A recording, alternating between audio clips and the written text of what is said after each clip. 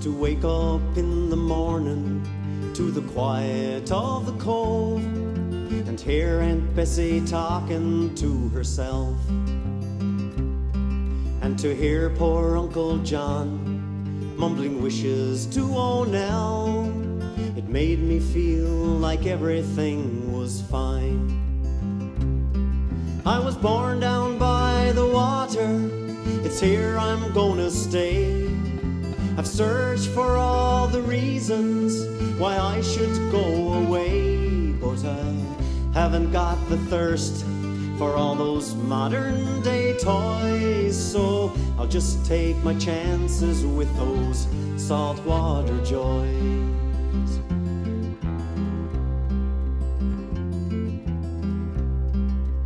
Following a little brook as it trickles to the shore in the autumn when the trees are flaming red, kicking leaves that fall around me, watching sunset paint the hills. It's all I'll ever need to feel at home. This island that we cling to has been handed down with pride by folks who fought to live here, taking hardships all in stride. So I'll compliment her beauty, hold on to my goodbyes, and I'll stay and take my chances with those saltwater joys.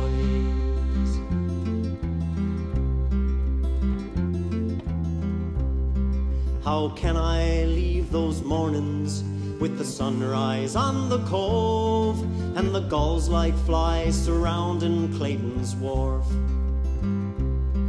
Platter's Island wrapped in rainbow in the evening after fog. The ocean smells are perfume to my soul. Some go to where the buildings reach to meet the clouds, where warm and gentle people turn to swarming faceless crowds. So I'll do without their riches, glamour and the noise, and I'll stay and take my chances with those saltwater joys. Some go to where the buildings reach to meet the clouds, where warm and gentle people turn to swarming faceless crowds. So I'll do without their riches, glamour and the noise, and I'll stay and take my chances with those saltwater joys.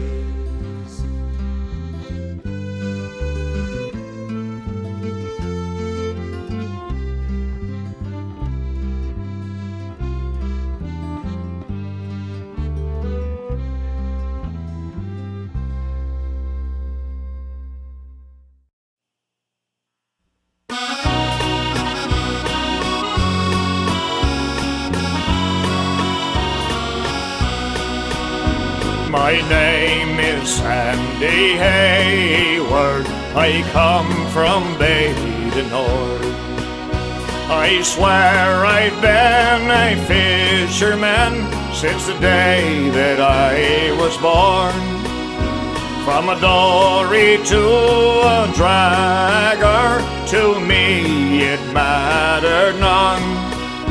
My comrades all were sailing men, and the ocean was my home. Now the Lord, He's been my captain, that much I know for sure. In proof of which I'm sitting here, and now I'm 84. But the time that I won't soon forget was in April '58. And if the good Lord wasn't on my side, I wouldn't be here today. My story now I'll tell to you as I recall the same. On a dragger out of Mulgrave, I'll ne'er forget her name. She was the Sheila Patricia, Lily Hillier in command. 3 of our crew were Scotia boys, and the rest from Newfoundland. We were sailing to the fishing grounds on a foggy rolling sea. Round 11 o'clock, with all things well, I was catching a little sleep, when all at once the shout went up, our vessels all ablaze, and it soon began to look as if that death would be our fate.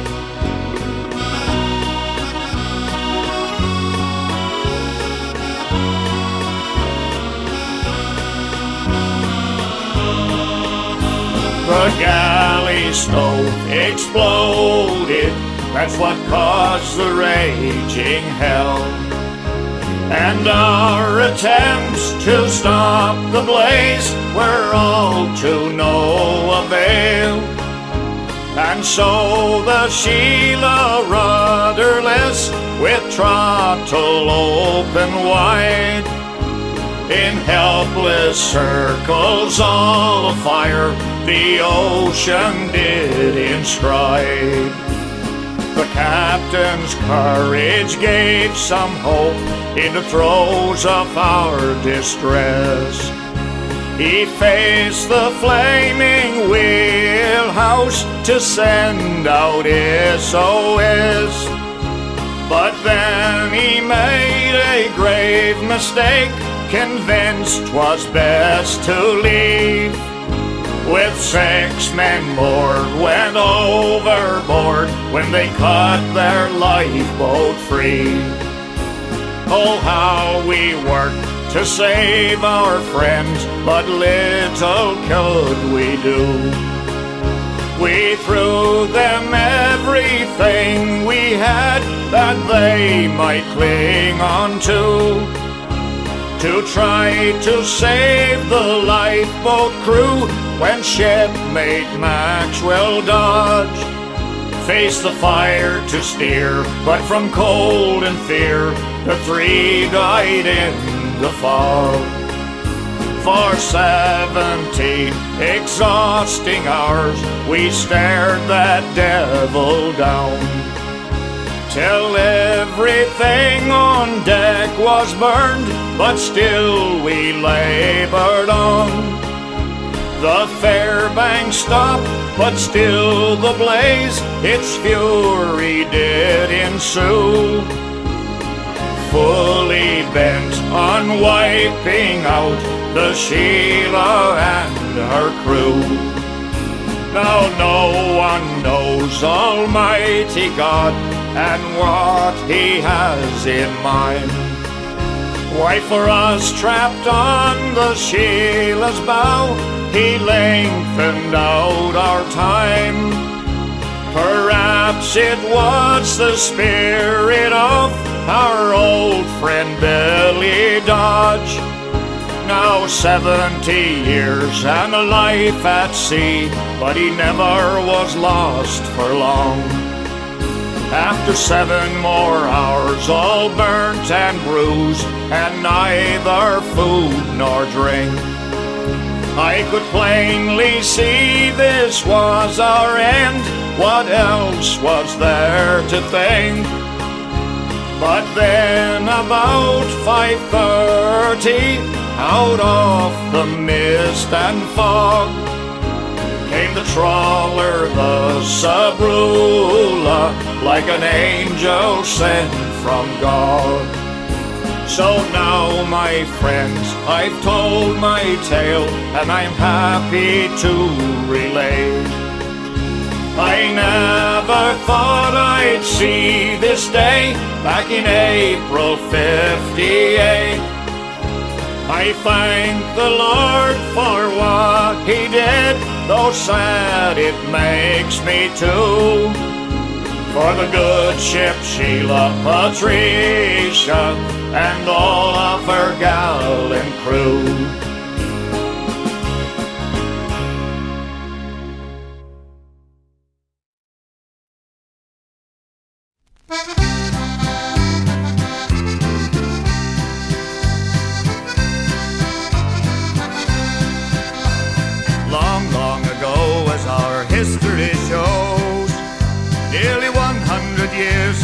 cabin came o'er.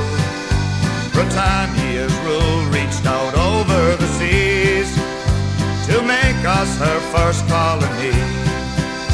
In old St. John's Harbour one fine August day, Gilbert's 4 ships in the still waters lay, while just above King's Beach possession he claimed over Newfoundland turf for the Queen. I've set my heart on this country so grand, was Gilbert's remarks for he left Newfoundland. Though he never reached Plymouth to tell the good news, his last words spoke more than the truth. We're nearer to heaven by sea, as close to perfection as an island can be. This world has its wonders, but it seems to me we are nearer to heaven by sea.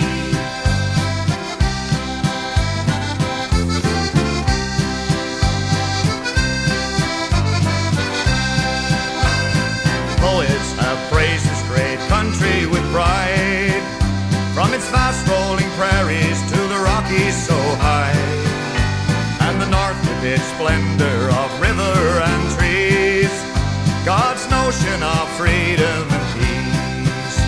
And off to the east where the Atlantic heaves, our own island shores make the beauty complete. As much in our praise as that great land may be, we are nearer to heaven by sea. We're nearer to heaven by sea, as close to perfection as an island